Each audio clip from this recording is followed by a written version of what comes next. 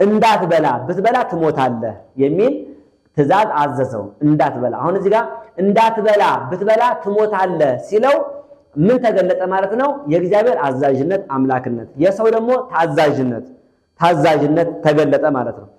ሰውን እግዚአብሔር አምላክ ሲፈጥረው እንዲያዝ አድርጎ ነው የፈጠረው። በማዘዝ ብቻ ፈጥሮት ቢሆን ኖሮ ደግሞ ትእዛዝ ባይሰጠው ኖሮ ምን ይሆን ነበር ማለት ነው? ሰው ታዛዥ ፍጥረት መሆኑም አይገባውም ነበር ማለት ነው። ራሱንም እንደ አምላክ ይቆጥር ነበር። እንደ አምላክ ራሱን እንዳይቆጥር ታዛዥ ከሱ ደግሞ የበላይ እንዳለ ለመግለጽ ምን ፈጠረለት? ትእዛዝን ፈጠረለት። ምን ብሎ? ዕፀ በለስን እንዳትበላ ብሎ ማለት ነው።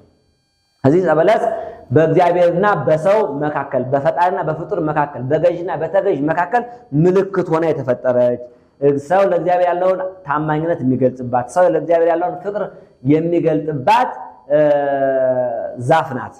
ግን ሰው ይህችን ዛፍ ምን አደረገ ሲባል እግዚአብሔር እንዳዘዘው ሳይመኛት፣ ሳያያት፣ ሳይበላት መኖር አልቻለም።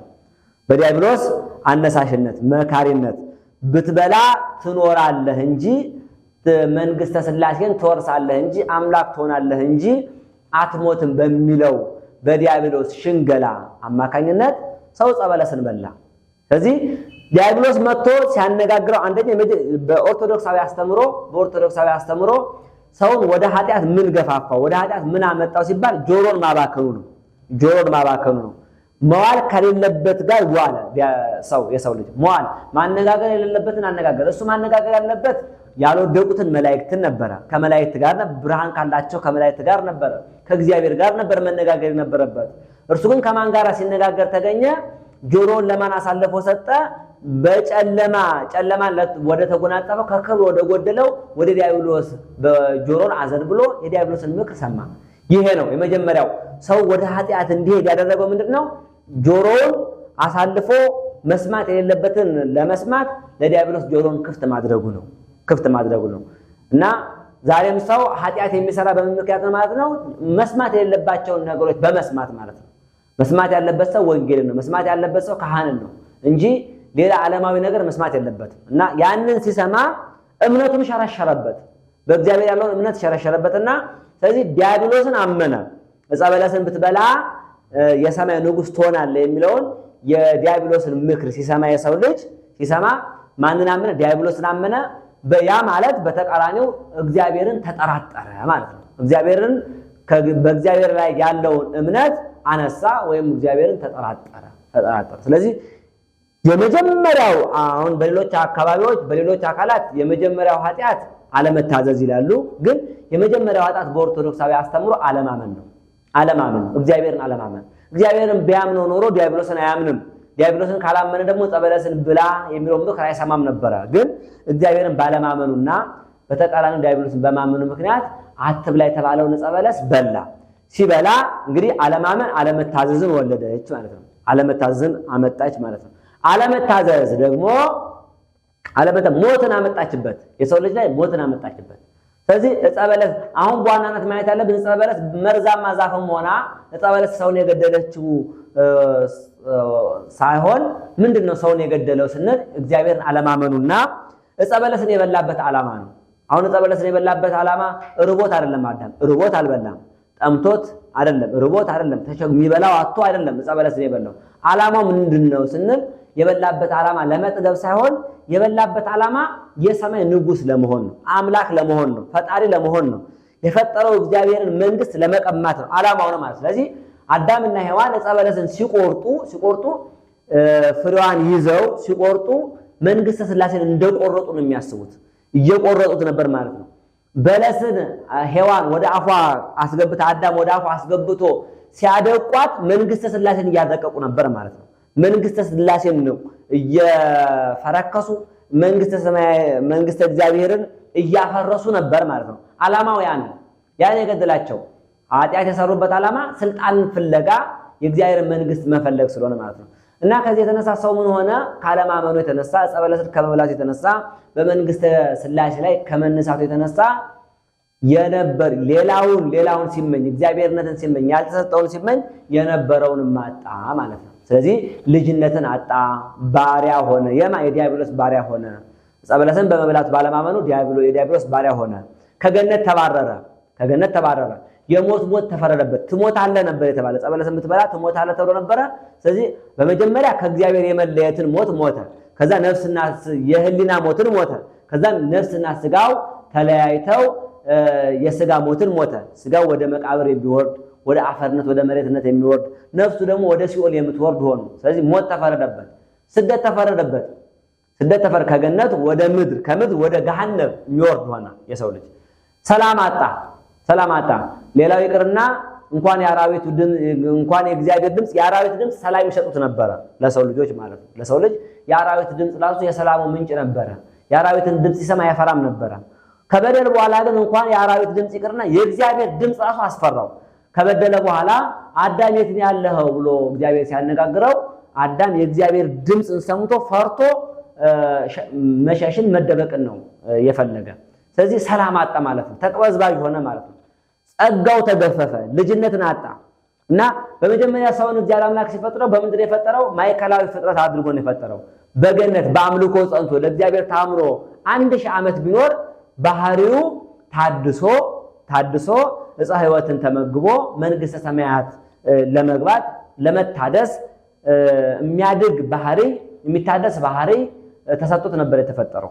ዕፀ በለስን በበላ ጊዜ ግን ያ ወደ ላይ እንዲያድግ እግዚአብሔርን ወደ መምሰል እንዲያድግ የተፈጠረ ባህሪው ጎሰቆለ። ምን ሆነ ማለት ነው? ጭቃ ውስጥ የገባ ወርቅ ሆነ ማለት ነው። በኦርቶዶክሳዊ አስተምሮ ሰውነቱን አላጣም። ጭቃ ውስጥ የገባ ወርቅነቱን እንደማያጣ ሁሉ ሰውም ከበደል በኋላ ሰውነቱን አላጣም። ግን ምኑን አጣ ሲባል ጭቃ ውስጥ የገባ ወርቅ ምንድነው የሚያጣው? አንጸባራቂነቱ፣ ውበቱን ያጣል፣ መልኩን ያጣል፣ ጌጥነቱን ያጣል፣ ማጌጫ መሆኑን ያጣል፣ ክብር መሆኑን ያጣል። ለራሱም ክብሩን አጥቶ ለሰውም ክብር መሆኑን ያጣል። እንደዚህ ሁሉ ሰው ደግሞ ሰውነቱን አላጣም። ግን በበደለ ጊዜ በኃጢአት ጭቃ ውስጥ ነውና የወደቀው።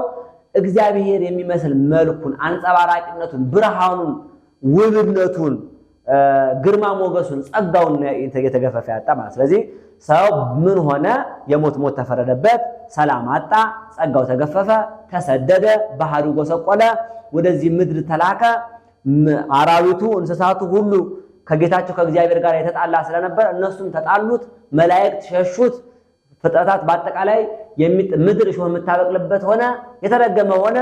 በድካም በወዝህ ብላ ተባለ፣ ምጥሽን ጋርሽ ይብዛ ተባለች ሔዋን። ስለዚህ በበደል ምክንያት ባለማመንና ዕፀ በለስን በመብላት ምክንያት ሰው ታሟልና እንግዲህ ከዚህ ለማዳን ነው አምላካችን የሚሆነው ማለት ነው ሰው የሆነው። ከዚህ ለማዳን ነው እጅግ ለክብር የፈጠረው የሰው ልጅ ለሞት ሆኗልና ለመከራ ሆኗልና ሰውን ለማዳን አምላካችን ምን መሆን ነበረበት ማለት ነው? ሰው መሆን ነበረበትና ሰው ሆነ ማለት ነው። እዚህ ጋር አንድ ማየት ያለብን ነገር እግዚአብሔር ሰውን ለማዳን ሰው ሆነለት። ግን የበደለ ሰው ብቻ አልነበረም። ሳጥናኤልን በድሎ ነበረ። ሳጥናኤል በበደለ ጊዜ ሳጥናኤልን ለማዳን ያልፈለገ ሰውን ለማዳን የፈለገበት ምክንያት ምንድነው ሲባል ሳጥናኤል ላለማዳን ፈልጎ አይደለም። ግን ሳጥናኤል ዲያብሎስ በእግዚአብሔር ማዳን ውስጥ በዛ ጥላ ውስጥ ይገባ ዘንድ ራሱ ዲያብሎስ ስላልተመቸ ነው። ሰይጣን ከበደለ በኋላ አልተጸጸተም፣ ንስሐ አልገባም፣ ማረኝ ይቅር በለኝ አላለም። እሁድለት እኔ ፈጠርኳችሁ ብሎ መላእክትን ለማሳሳት በሞከረበት ጊዜ ፈጣሪን ባለበት ጊዜ እስከ ሐሙስ ድረስ አልፈረደበትም ነበር። አንጥሮጦስ አላወረደውም ነበር። ለምን? የንስሐ ጊዜው ነበር። ምናልባት የሚመለስ ከሆነ ምናልባት የሚጸጸት ከሆነ ብሎ ማለት ነው። ግን አልተጸጸተም። ስለዚህ የንስሐ ጊዜውን ጨርሷልና የመጸጸት ልብ አላሳየምና አንጥሮጦስ ወርዷል። ይቅር በለኝ ስላላለ አልዳነም ማለት ነው። አዳም ግን ምንም ዕፀ በለስን ሰይጣንን አምኖ ለእግዚአብሔር ተጠራጥሮ ዕፀ በለስን በልቶ ሞትን ወደዚህ ዓለም ቢያመጣም ከበደል በኋላ ግን ምን ጠይቋል ማለት ነው? ተጸጽቷል፣ አዝኗል። እንዴት ለእግዚአብሔር እንዴት መታመን አቃተኝ? እንዴት ሰይጣን ሊያታለኝ ይችላል? እንዴት እግዚአብሔርን አሳዝነዋለሁ? እሱ በክብር የፈጠረኝን ጌታዬን እንዴት አሳዝነዋለሁ እያለ አዳም ምን ብሏል ማለት ነው? አዝኗል፣ ተጨንቋል፣ ተጸጽቷል። ኃጢአት በመስራቱና በመበደሉ በዚህ አዳም ምን ብሏል ማለት ተጸጽቷል፣ አዝኗል እና እግዚአብሔር አልቅሷል። እና ያለቀሰው የሚያነባውም ከገነት ወጣው፣ ልጅነትን አጣው፣ ከክብር ጎደልኩ እንዲህ ያለም አልነበረም ሲያዝን የነበረ አዳም በዚያ ነበር የሚያዘነው በምንድን ያዘነው እንዴት ለእግዚአብሔር መታመን አቃተኝ እንዴት እግዚአብሔርን ደስ ማሰኘት አቃተኝ ያለ ያዘን ያለቅስ ነበር ያነባ ነበርና አንብቶ አላለቅሷል ማረኝ ይቅር በለኝ ነው ገነትን መልስልኝ ይሄም አልነበረም ያዳም ትልቁ ሐዘኑ ይቅር በለኝ አሳዝኛለሁ ይቅር በለኝ የሚል እንባ ነበረውና እግዚአብሔር አምላክ ደግሞ ምንም ፈራጅ ቢሆን ቸር ስለነበረ የሰውን ልጅ ይሙት በቃ ፈርዶ በገሃነም በሲኦል ሊተው አልፈቀደም ስለዚህ ሰውን ለማዳን ወደደ ሰውን ለማዳን ምን ሆነ ማለት ነው ሰው ሆነ ማለት ነው ስለዚህ አምላክ ለምን ሰው ሆነ ሲባል ሰው የሆነው ሰውን ለማዳን ነው ማለት ነው